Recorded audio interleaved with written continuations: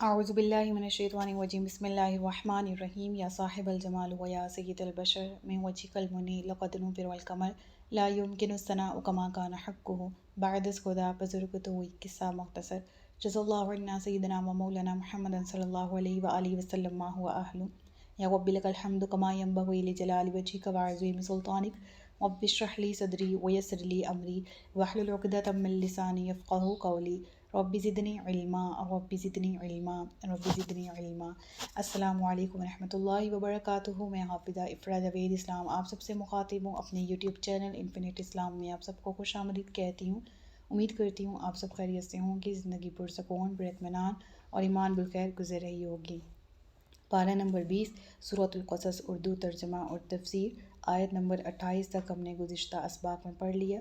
آج کے سبق میں آیت نمبر 29 سے باقاعدہ آغاز کر رہے ہیں، جس میں اللہ رب العزت ارشاد فرماتا ہے فَلَمَّا قَضَىٰ مُوسَىٰ الْأَجَلَ وَسَارَ بِأَهْلِهِ آنَسَ مِن جَانِبِ الطُّورِ نَارًا قَالَ لِأَهْلِهِ امْكُثُوا إِنِّي آنَسْتُ نَارًا لَعَلِّي آتِيكُم مِّنْهَا بِخَبَرٍ أَوْ جَذْوَةٍ مِّنَ النَّارِ لَعَلَّكُمْ تَصْطَلُونَ۔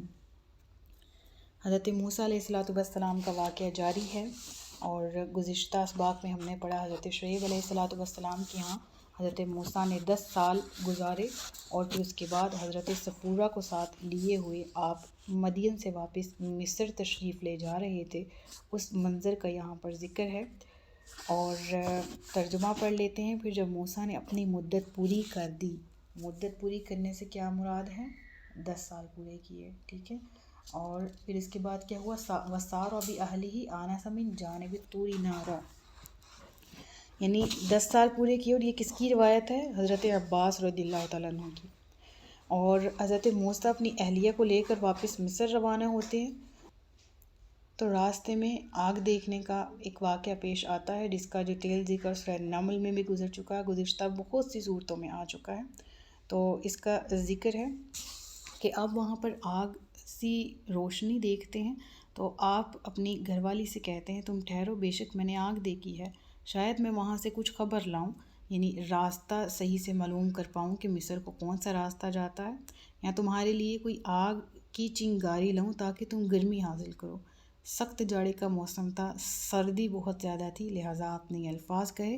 پھر جب آگ کے پاس آئے تو برکت والی جگہ میدان کے دائیں کنارے سے ایک درخت سے انہیں ندا دی گئی، اے موسیٰ، بے شک میں اللہ ہوں، سارے جہانوں کا پالنے والا ہوں، اور یہ کہ تم اپنا عصا ڈال دو۔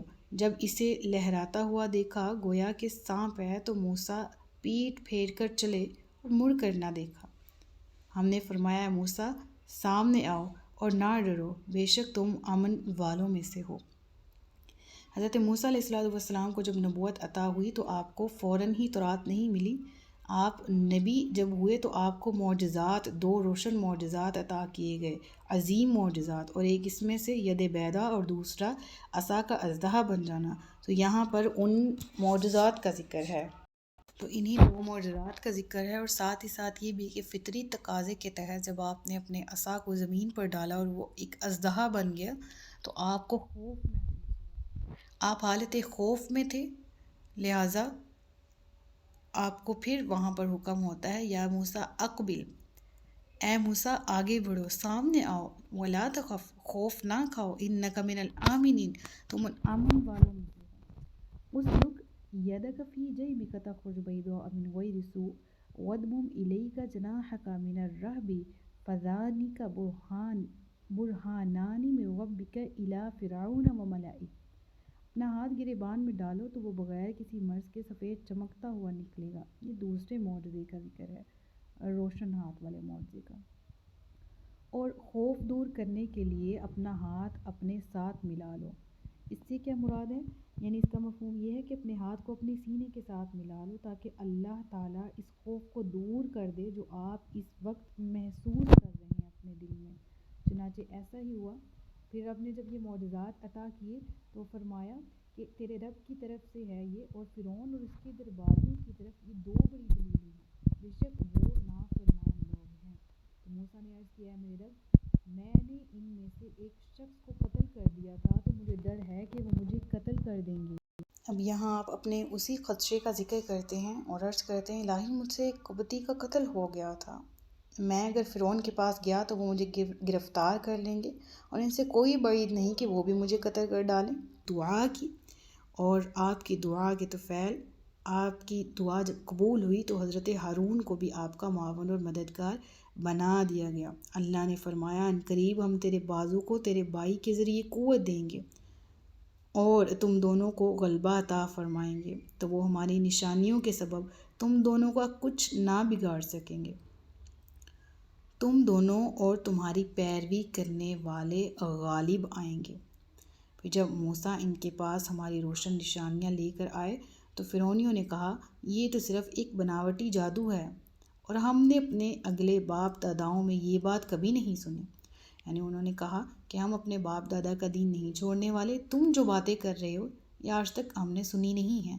ہم فرعونی کہتے ہیں کہ فرعون ہمارا خدا ہے، اور فرعون خود کو ان کا خدا کہتا، لہٰذا ہم تمہاری کسی بات پر ایمان لانے والے نہیں ہیں۔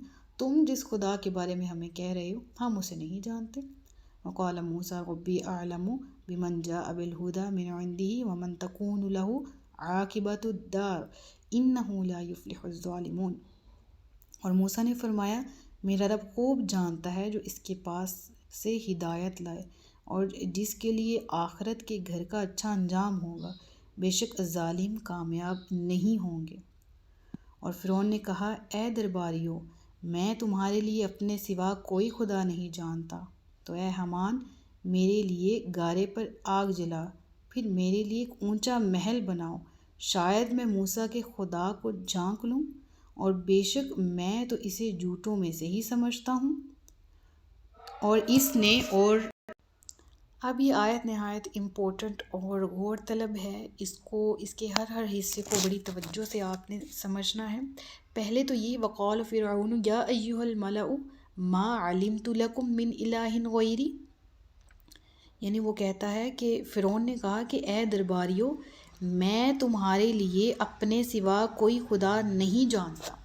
سب سے پہلے تو یہ کہ وہ اپنے آپ کو الہ کہتا تھا نا، خدا کہتا تھا۔ تو امام فخر الدین رازی رحمۃ اللہ تعالیٰ علیہ فرماتے ہیں کہ اس کا اپنے آپ کو الہ کہنے کا مقصد ہرگز یہ نہیں تھا کہ وہ زمین و آسمان کا خالق ہے۔ کیوں؟ کیونکہ اگر وہ یہ دعویٰ کرتا بھی تو کوئی احمق ترین آدمی بھی اس کا یہ دعویٰ ماننے کو تیار نہیں تھا۔ کیوں نہیں تیار تھا؟ کیونکہ سب کے سامنے فرعون کی زندگی بھی تو تھی نا، کہ فرعون بھی تو پیدا ہی ہوا ہے، فرعون کا بھی بچپن تھا، فرعون بھی جب بڑا ہوا تو اس نے بادشاہت سنبھالی، اس نے تخت سنبھالا۔ تو فرعون ایسا دعویٰ نہیں کرتا تھا کہ میں خالق ہوں، میں ہر چیز کو بنانے والا ہوں، ٹھیک ہے۔ اس کا دعویٰ یہ تھا کہ یہ تمام کی تمام جو رعایا ہے یہ بس میرے ہر حکم کی تعمیل کرے۔ الہ کے دعوے سے اس کا مقصد یہ تھا کہ وہ اپنے آپ کو ساری رعایا کا معبود بنا دے۔ وہ یہ چاہتا تھا کہ تمام لوگ صرف اسی کی بات وہ یہ چاہتا تھا کہ تمام لوگ اس کی ہر بات مانیں اور کسی کو بھی اس کے حکم کے آگے دم مارنے کی بھی جسارت نہ ہو، اعتراض کرنے کی جرت بھی نہ ہو۔ وہ یہ کہتا تھا کہ میرے ملک میں میرا ہی حکم چلے گا۔ موسیٰ یا ہارون کو کوئی حق نہیں پہنچتا کہ وہ میرے کسی طرز عمل پر کسی بھی قسم کا اعتراض کریں، یا وہ یہ کہیں کہ میرا فلاں کام یا فلاں حکم رب العالمین کی مرضی کے خلاف ہے۔ کون سا رب؟ میں اس کو نہیں مانتا۔ سمجھ آ رہی ہے نا؟ یعنی وہ خود کو خدا کہتا تو مراد اس کا یہ تھا کہ رعایا مجھے معبود مانے، اس کا زمین و آسمان کے خالق ہونے کا دعویٰ نہیں تھا، ٹھیک ہے۔ کیونکہ یہ دعویٰ وہ کر کے جاتا تو جاتا کہاں پر؟ اس وقت کی جو رعایا تھی وہ اس کو اپنا معبود تو ماننے کو تیار تھی، لیکن یہ بات سب کے سامنے واضح تھی کہ یہ خالق نہیں ہے، ٹھیک ہے۔ اب ایسے میں جب وہ اپنے جو رؤسا اور جو عمرا جو درباری ہیں نا، اس کے دربار میں جو بیٹھے ہوئے تھے، ان کی طرف گویا ہوتا ہے، مخاطب ہوتا ہے اور کہتا ہے کہ میں اپنے سوا کوئی دوسرا خدا نہیں جانتا۔ مراد کیا ہے کہ صرف میں ہی معبود ہوں۔ اب وہ آگے اس کی ترغیب کیا تھی، اس نے کیا کہا کہ فَأَوْقِدْ لِي يَا حَامَانُ، تو اے حمان میرے لیے گارے پر آگ جلا، پھر میرے لیے ایک اونچا محل بناؤ، شاید میں موسیٰ کے خدا کو جھانک لوں، اور بے شک میں تو اسے جھوٹوں میں سے ہی سمجھتا ہوں۔ پہلے تو ایک بات وہ یہ کہ ایک قول ہے جو کئی کتابوں میں مشہور ہے، معروف ہے، اور غالباً میرے بچپن میں میرے کنسیپٹ کا بھی یہ حصہ رہا ہے، اور وہ کیا ہے کہ اس نے ایک اونچا محل تعمیر کروایا فرعون نے، اور پھر اس کے اوپر چڑھا اور ایک تیر انداز کو آسمان کی طرف تیر چلانے کا حکم دیا، پھر جب تیر لوٹا واپس تو وہ خون سے آلودہ تھا، تو اس نے لوگوں کے سامنے اعلان کر دیا، دیکھو میں نے موسیٰ کے خدا کو نعوذ باللہ مار دیا ہے، اس کا کام تمام کر دیا ہے۔ یہ قول نہایت ہی من گھڑت ہے، اور پتہ نہیں کن لوگوں نے قرآن کریم کی آیات کی تعویل تشریح اس طرح سے کی ہے، یعنی جو اہل علم ہیں وہ اس کی بھرپور انداز سے مذمت کرتے ہیں اس قول کی، اور اس طرح سے بھی کہ قرآن کریم کے جو قصے ہیں جو قرآن کریم میں بیان کیے گئے ہیں ان کی تشریح باطل طریقے سے کرنا، جس کی تو اجازت بھی عقل نہ دیتی ہو، ٹھیک ہے، ان چیزوں کو دین میں ڈال دینا، یہ تو پھر ان لوگوں کو بھی دعوت ہے نا کہ جو دین کے بارے میں باتیں کرتے ہیں ان کے لیے ہم راہیں ہموار کر دیں، جو دین کے بارے میں اعتراضات کرتے ہیں دین اسلام کے بارے میں، تو ہم اس طرح کی چیزیں جب اپنے کانسیپٹس میں رکھ دیں گے، اپنی کتابوں میں ان قصوں کو چھیڑ دیں گے، تو پھر تو وہ لوگ جو دین پر قرآن پر اعتراضات کرتے ہیں ان کو تو ہم موقف فراہم کر رہے ہیں اس طرح کی باتیں کر کے۔ دراصل ہوا کیا تھا، حمان کو یہ حکم کیوں دیا گیا تھا کہ مینار تعمیر کرو؟ وہ جو مینار ہے وہ تعمیر ہوا بھی تھا۔ اب رہی دوسری بات یہ کہ یہ مینار کا تذکرہ تو ہے قرآن میں، یہ تعمیر ہوا بھی تھا یا نہیں، اس کے بارے میں امام رازی رحمۃ اللہ تعالیٰ علیہ لکھتے ہیں کہ اس مینار کے لیے مقصد قطعی طور پر یہ نہیں تھا، اور نہ ہی اس کا یہ خیال تھا فرعون کا کہ ایک ایسا اونچا مینار بنایا بھی جا سکتا ہے جس پر انسان چڑھ کر آسمان میں جھانک سکے۔ اس نے یہ بات فرعون نے یا تو ازراہ مذاق کہی تھی تمسخر کے طور پر، یا اس نے اپنی رعایا کو دھوکہ دینے کے لیے ایسا کہا تھا تاکہ لوگوں کی توجہ اس امر کی طرف مبذول کرائی جائے کہ بادشاہ سلامت جو ہیں موسیٰ کے دعویٰ کی تحقیق کر رہے ہیں، اور جب تک اس تحقیق کے نتائج سامنے نہیں آ جاتے ہم عوام کو کسی دوسری بات کی طرف مشغول رکھتے ہیں۔ یعنی مراد کیا تھی کہ جب موسیٰ علیہ السلام آئے ہیں اپنے معجزات لے کر اور وہ دعویٰ کر رہے ہیں دربار میں، تو فرعون ان کو جھٹلاتا، تو رعایا کے دل میں ایک کشمکش سی رہتی کہ فرعون کو موسیٰ کی بات سننی چاہیے تھی، لہٰذا دھوکہ دینے کے لیے رعایا کو اس نے یا تو ازراہ تمسخر کہا یا ان کا ذہن بٹانے کے لیے حمان کو حکم دیا ایک اونچا سا مینار بناؤ۔ اور فرعون چونکہ ایک چلاک انسان تھا، اچھی طرح سمجھتا تھا کہ جب ایک مرتبہ موسیٰ کی طرف سے لوگوں کی توجہ ہٹ گئی تو پھر اس کے بعد کون اتنی زحمت اٹھا کر یہ پوچھنے آئے گا کہ جہاں پناہ آپ نے جس تحقیق کا وعدہ کیا تھا اس کا نتیجہ کیا نکلا، جس بلند مینار کو تعمیر کرنے کا حکم آپ نے حمان کو دیا تھا وہ کہاں گیا، کہاں بنایا گیا، اس وقت کہاں موجود ہے؟ رعایا کو تو اس کے سامنے دم مارنے کی بھی اجازت نہیں تھی، لہٰذا اس نے عوام کی نظروں کو بھٹکانے کے لیے، ان کے خیالات کو منتشر کرنے کے لیے، ان کی توجہ کو دوسری طرف لگانے کے لیے یہ والا حکم دیا تھا، اور جو اس سے متعلق باتیں منسوب کی جاتی ہیں یہ سراسر باطل ہیں، ایسا کچھ نہیں ہوا تھا۔ اول تو یہ کہ اتنی بڑی کنسٹرکشن ناممکن ہے جو آسمان تک جا سکے، سیکنڈلی یہ اگر وہ کنسٹرکشن ہوتی تو وہ آج بھی موجود ہوتی، جہاں مصر کے اتنے پرانے محلات آج باقی ہیں جہاں اس فرعون کی ڈیڈ باڈی ابھی تک پڑی ہے، وہاں پر اس عمارت کا تو کوئی سر پیر ہونا تھا نا، لہٰذا ان چیزوں کو قرآن کی آیات کی تعویل میں پیش کر دینا یہ سراسر بے عقلی کا کام ہے۔ اس طرح بے دینوں کو بھی موقع ملتا ہے کہ وہ ہم ان کے لیے راستہ فراہم کر رہے ہیں کہ وہ قرآن پر یا اسلام پر کوئی اس طرح کی بات کر سکیں، تو لہٰذا عقل بھی اس کی اجازت نہیں دیتی، اور قرآن کریم یا احادیث کی نص سے ایسے کوئی شواہد بھی نہیں ملتے ہمیں، لہٰذا ایسی تعویلات سے ہمیں گریز کرنا چاہیے۔ اب اس آیت کا ترجمہ دوبارہ پڑھیں، آپ کے سامنے سب کلیئر ہو جائے گا۔ تو فرعون نے کہا اے درباریوں، میں تمہارے لیے اپنے سوا کوئی خدا نہیں جانتا، تو اے حامان میرے لیے گارے پر آگ جلا، پھر میرے لیے ایک اونچا محل بناؤ، شاید میں موسیٰ کے خدا کو جھانک لوں، اور بے شک میں اسے ضرور جھوٹوں میں سے سمجھتا ہوں۔ تو اس آیت کے اگر نص کو دیکھا جائے، ترجمے کو دیکھا جائے، تو لعلی کے الفاظ بھی استعمال ہوئے ہیں، کہ جس طرح انسان تمسخر کے طور پہ نہیں کہتا کہ ہاں اگر یہ کہتا ہے کہ میرا خدا بہت بلند ہے اور سب سے عالی شان ہے، تو اس نے ازراہ تمسخر مذاق کے طور پر کہا کہ ہاں ایک اونچی سی بلڈنگ بناؤ ہم بھی دیکھیں، ٹھیک ہے۔ اور دوسری بات میں نے جس طرح کہا کہ توجہ منتشر کرنے کے لیے اس نے ایسا کہا۔ تو یہ تمام ان دونوں تفاسیر کو، دونوں پوائنٹس کو سامنے رکھیں تو یہ آیت کے ترجمے سے بہت ریلیٹ کرتے ہیں، آیت کی نص سے بہت ریلیٹ کرتے ہیں دونوں معنی، ٹھیک ہے۔ اس کے بعد دیکھیں ذکر ہے وَاسْتَكْبَرَ هُوَ وَجُنُودُهُ فِي الْأَرْضِ بِغَيْرِ الْحَقِّ وَظَنُّوا أَنَّهُمْ إِلَيْنَا لَا يُرْجَعُونَ۔